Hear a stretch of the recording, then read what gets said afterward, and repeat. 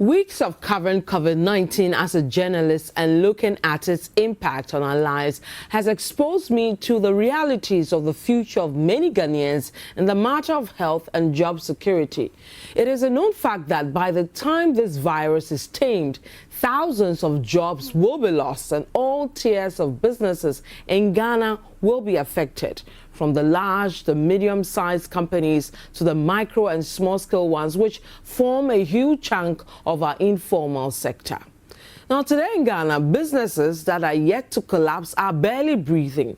The reality of the matter is most of them don't have any savings to fall on. Credit available from financial institutions is too expensive and revenue streams have already been eroded. And this challenge we are facing has left a lot of households gnashing in pain from starvation and debt because there's no available source of revenue to cater for everyday needs, including food and shelter.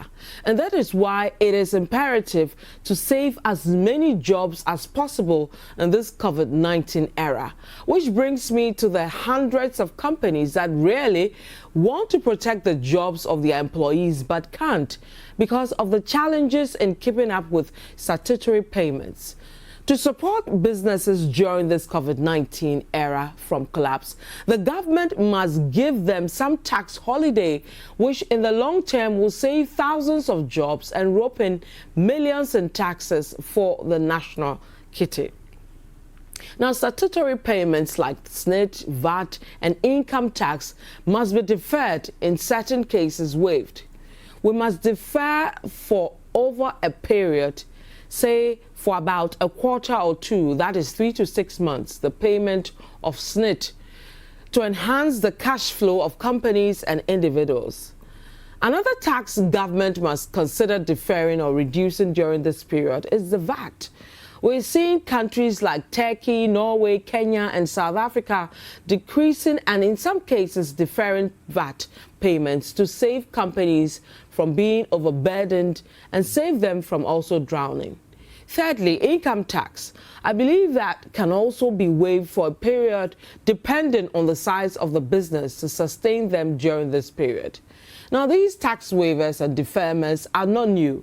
About 100 countries, including Nigeria, US, the UK, are applying similar moves in a bid to give companies some tax relief to enable them to survive during this period.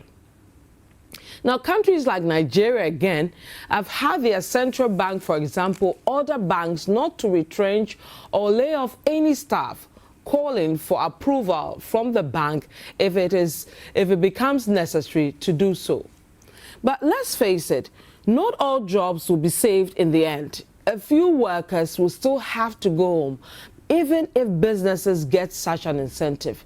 That is where the government can also cover, say, half of the salary of workers who would otherwise be laid off, so that even though such workers are home, they will be cushioned during these difficult times.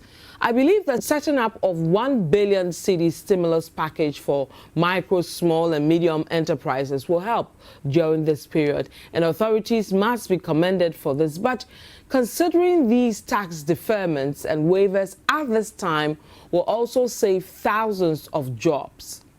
Now, as we manage the processes towards the disbursement of the stimulus package, let's remember some of the scandals that emerged from previous attempts to solve problems that went bad, like the infamous JIDA scandal and also the issues with Maslock.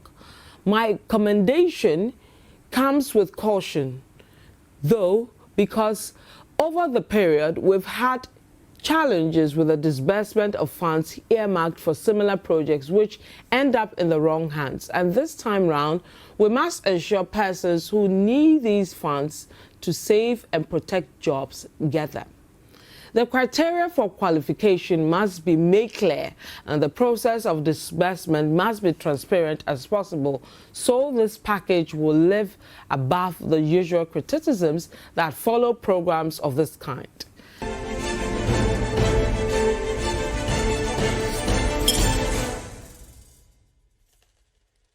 This has been Vivian's View. My name is Vivian Kai Lokko. Thank you for watching what the papers are saying. Goodbye.